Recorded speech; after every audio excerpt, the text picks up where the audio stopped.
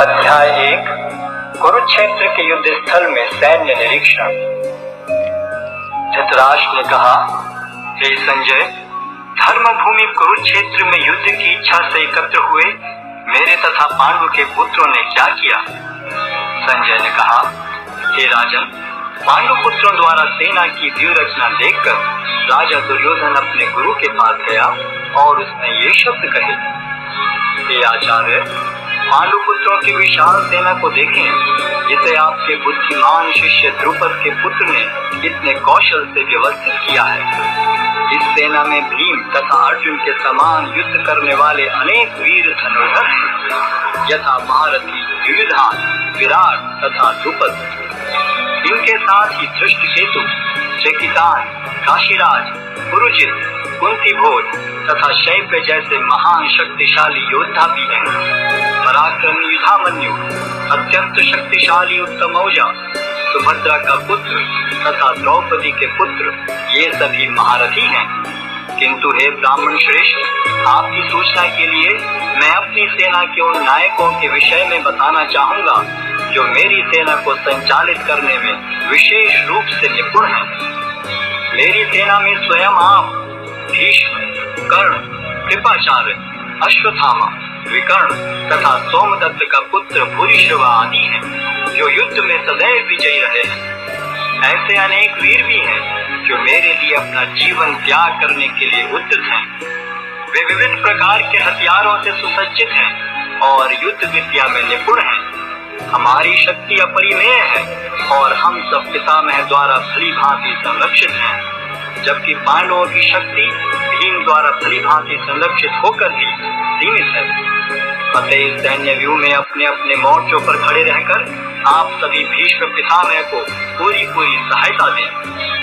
तब कुरुवंश के वयोवृद्ध परम प्रतापी एवं वृद्ध पितामह ने सिंह गर्जन की ध्वनि करने वाले अपने शंख को उच्च स्वर में बजाया, जिससे दुर्योधन को हर्ष हुआ। तत्पश्चात शंख, नगाड़े, बिगुल, तुरही तथा सिंह सहसा एक साथ बज उठे। वह समवेत स्वर अत्यंत कोलाहलपूर्ण था। दूसरी ओर से श्वेत घोड़ों द्वारा खींचे जाने वाले विशाल रथ पर आसीन कृष्ण तथा अर्जुन ने अपने अपने दिव्य शंख बजाए।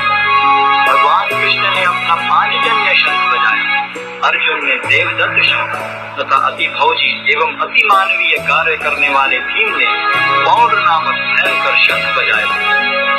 हे राजन, कुंती पुत्र राजा युधिष्ठिर ने अपना अनंत विजय नामक शंख बजाया तथा नकुल और सहदेव ने सुघोष एवं मणिपुष्पक शंख बजाए।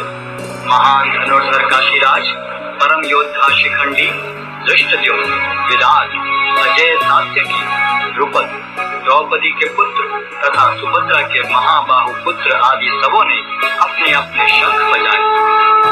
इन विभिन्न शंखों की ध्वनि कोलाहलपूर्ण बन गई, जो आकाश तथा पृथ्वी को शब्दायमान करती हुई धृतराष्ट्र के पुत्रों के हृदय को विदीर्ण करने लगी। उस समय हनुमान से अंकित ध्वजा लगे रथ पर आसीन पांडु पुत्र अर्जुन अपना धनुष उठाकर तीर चलाने के लिए उद्यत हुआ।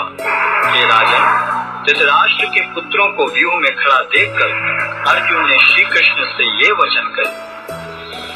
अर्जुन ने कहा, हे अच्युत, कृपा करके मेरा रथ दोनों सेनाओं के बीच ले चलें, जिससे मैं यहाँ उपस्थित युद्ध की अभिलाषा रखने वालों को और शस्त्रों की इस महान परीक्षा में जिनसे मुझे संघर्ष करना है उन्हें देख सकूं। मुझे उन लोगों को देखने दीजिए जो यहाँ पर धृतराष्ट्र के दुर्बुद्धि पुत्र दुर्योधन को प्रसन्न करने की इच्छा से लड़ने के लिए आए हुए हैं। संजय ने कहा, हे भरतवंशी, अर्जुन द्वारा इस प्रकार संबोधित किए जाने पर भगवान कृष्ण ने दोनों दलों के बीच में उस उत्तम रथ को लाकर खड़ा कर दिया। भीष्म, द्रोण तथा विश्व भर के अन्य समस्त राजाओं के सामने भगवान ने कहा कि हे पार्थ, यहाँ पर एकत्र सारे गुरुओं को देखो। अर्जुन ने वहाँ पर दोनों पक्षों की सेनाओं के मध्य में अपने चाचा ताऊओं, पितामहों, गुरुओं, मामाओं, भाइयों, पुत्रों, पौत्रों, मित्रों, ससुरों और शुभ चिंतकों को भी देखा। जब कुंती पुत्र अर्जुन ने मित्रों तथा संबंधियों की इन विभिन्न श्रेणियों को देखा तो वह करुणा से अभिभूत हो गया और इस प्रकार बोला। अर्जुन ने कहा, हे कृष्ण, इस प्रकार युद्ध की इच्छा रखने वाले अपने मित्रों तथा संबंधियों को अपने समक्ष उपस्थित देखकर मेरे शरीर के अंग कांप रहे हैं और मेरा मुख सूखा जा रहा है। मेरा सारा शरीर कांप रहा है, मेरे रोंगटे खड़े हो रहे हैं, मेरा गांडीव धनुष मेरे हाथ से सरक रहा है और मेरी त्वचा जल रही है। मैं यहाँ और अधिक खड़ा रहने में असमर्थ हूँ। मैं अपने को भूल रहा हूँ और मेरा सिर चकरा रहा है। हे कृष्ण, मुझे तो केवल अमंगल के कारण दिख रहे हैं।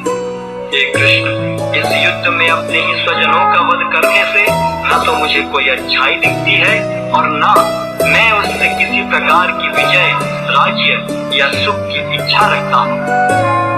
हे गोविंद, हमें राज्य, सुख अथवा इस जीवन से क्या लाभ?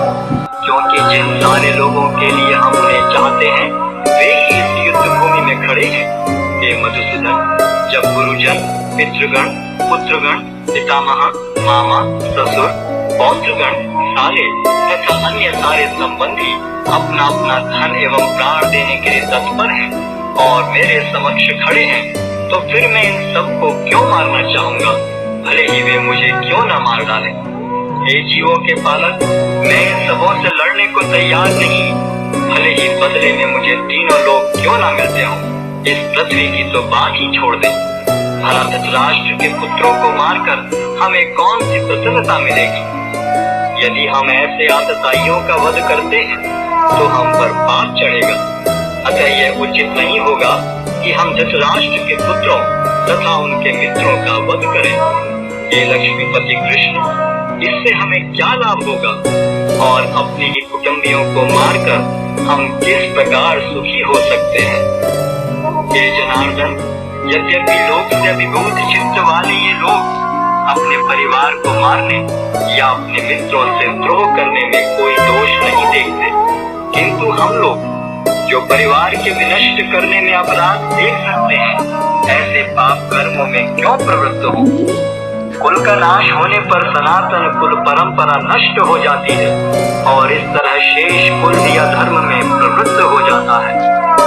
हे कृष्ण, जब कुल में अधर्म प्रमुख हो जाता है तो कुल की स्त्रियां दूषित हो जाती हैं और इस चित्र के पतन से हे वृष्णिवंशी अवांछित संतानें उत्पन्न होती हैं। अवांछित संतानों की वृद्धि से निश्चय ही परिवार के लिए तथा पारिवारिक परंपरा को विनष्ट करने वालों के लिए नारकीय जीवन उत्पन्न होता है। ऐसे पतित कुलों के पुरखे गिर जाते हैं क्योंकि उन्हें जल तथा पिंडदान देने की क्रियाएं समाप्त हो जाती हैं। जो लोग कुल परंपरा को विनष्ट करते हैं और इस तरह अवांछित संतानों को जन्म देते हैं, उनके दुष्कर्मों से समस्त प्रकार की सामुदायिक योजनाएं तथा पारिवारिक कल्याण कार्य विनष्ट हो जाते हैं।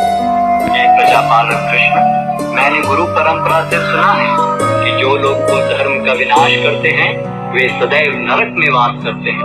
ओह, कितने आश्चर्य की बात है कि हम सब जघन्य पाप कर्म करने के लिए उद्यत हो रहे हैं। राज्य सुख भोगने की इच्छा से प्रेरित होकर हम अपने ही संबंधियों को मारने पर तुले हैं। यदि शस्त्रधारी धृतराष्ट्र के पुत्र मुझ निहत्थे तथा रणभूमि में प्रतिरोध न करने वाले को मारें तो यह मेरे लिए श्रेयस्कर होगा। संजय ने कहा, युद्ध भूमि में इस प्रकार कहकर अर्जुन ने अपना धनुष तथा बाण एक ओर रख दिया और शोक संतप्त चित्त से रथ के आसन पर बैठ गया।